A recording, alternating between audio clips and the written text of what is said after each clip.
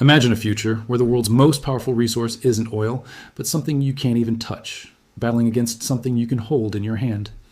By 2026, a silent war is escalating between AI's insatiable hunger for data and the dwindling supply of physical silver. This isn't just about tech or commodities. It's about who truly holds the reins of global economic power.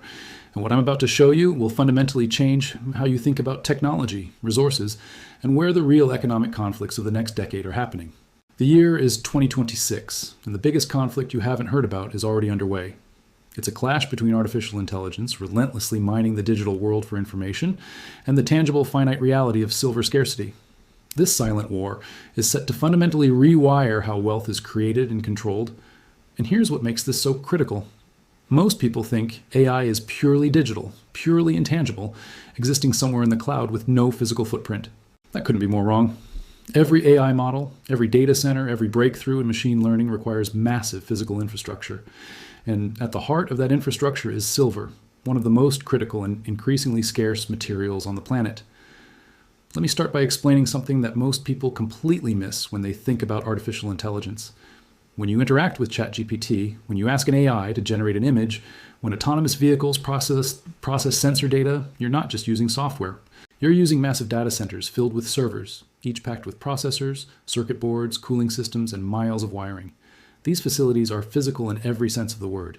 They consume enormous amounts of electricity, generate heat that requires sophisticated cooling infrastructure, and most importantly for our discussion today, they require vast quantities of specific materials to build and maintain. Silver is one of those materials, and it's becoming increasingly critical as AI scales. The data centers powering AI aren't small operations tucked away in office buildings. We're talking about facilities the size of multiple football fields, containing hundreds of thousands of servers, operating 24 hours a day without interruption. A single large-scale AI training facility can house over 1 million processors. Each of those processors sits on circuit boards that use silver for connections and conductivity. The servers connect through networking equipment that relies on silver-plated contacts for reliable data transmission. The cooling systems use silver-brazed heat exchangers. Even the backup power systems and electrical distribution networks within these facilities use silver extensively because of its unmatched electrical conductivity. When you add it all up, a single major AI data center can contain several tons of silver in its infrastructure. Now multiply that by the thousands of data centers being built globally to support AI development and deployment.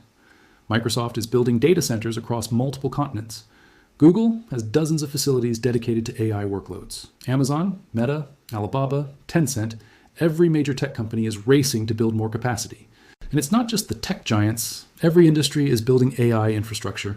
Financial firms need it for algorithmic trading and risk analysis. Healthcare organizations need it for diagnostic AI and drug discovery.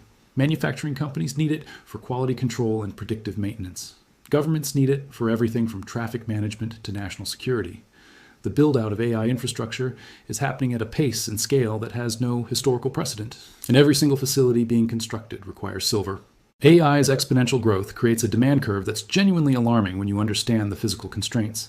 Every new breakthrough in AI capability demands more training data, which requires more processing power, which means more servers, which needs more silver. GPT-3 required a certain amount of computational resources to train.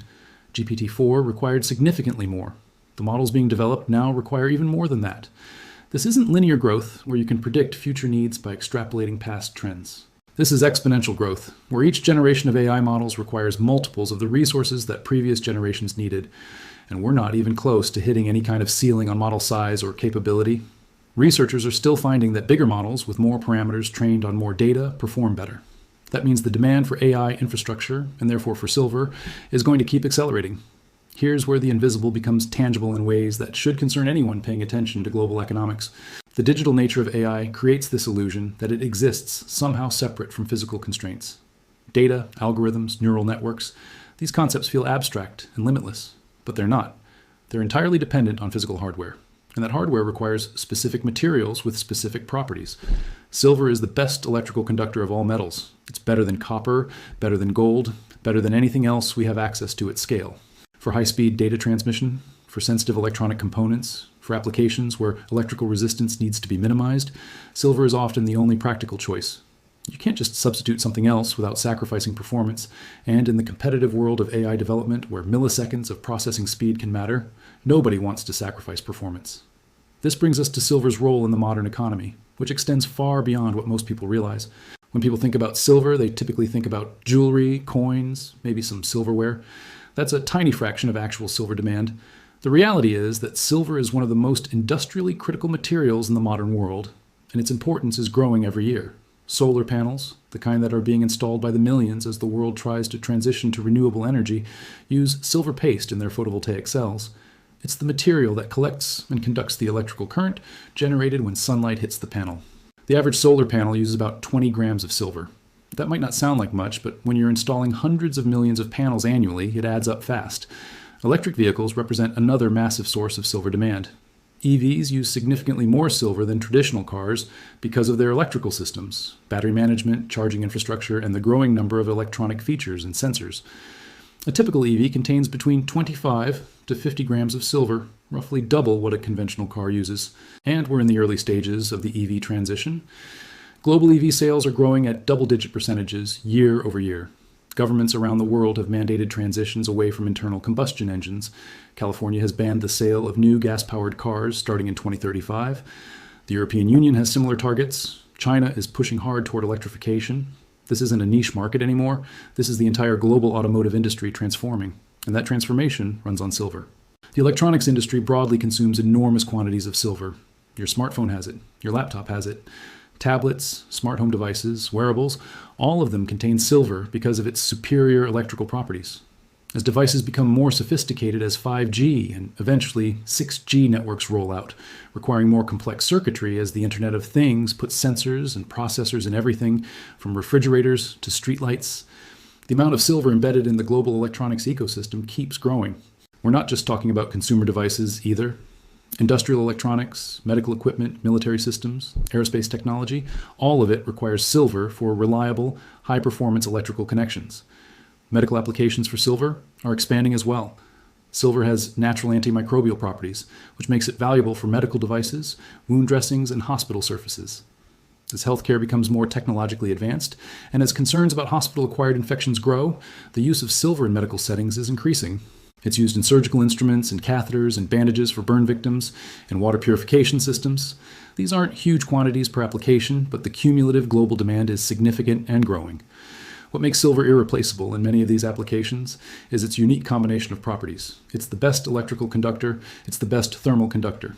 It's highly reflective, which matters for solar panels and mirrors. It's antimicrobial. It's ductile and malleable, meaning you can work it into thin films or tiny contacts.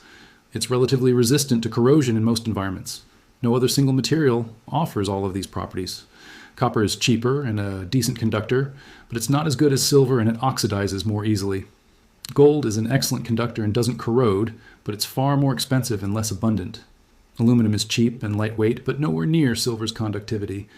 For critical applications where performance matters, silver is often the only real option. Now here's where we start approaching what I'm calling the collision course. The current rate of silver production is hitting physical and economic limits at exactly the wrong time. Silver mining is not like oil production, where you can just drill more wells or use better extraction technology to boost output significantly. Most silver comes as a byproduct of mining other metals, particularly copper, lead, and zinc. Only about 30% of global silver production comes from primary silver mines. The rest is extracted alongside other metals. This means that silver production is partially dependent on the economics of those other metals. If copper prices are low and mines reduce production, silver output drops too, regardless of silver prices. The easy-to-access silver deposits have largely been mined out.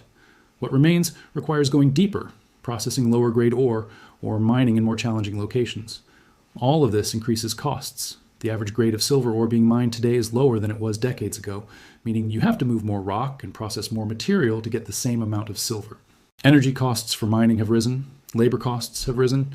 Environmental regulations, which are necessary and important, add compliance costs. The result is that even as silver prices have increased, many potential mining projects aren't economically viable because the extraction costs are too high. There's been discussion in mining circles about peak silver for years now. Peak silver doesn't mean we've run out. It means we've hit the maximum rate of production. And from here, output either plateaus or begins to decline even as demand continues growing. Some analysts argue we've already passed peak silver production. Others think we're approaching it. Either way, the trajectory is concerning. Annual silver mine production has been relatively flat for the past several years, despite rising prices, which suggests we're but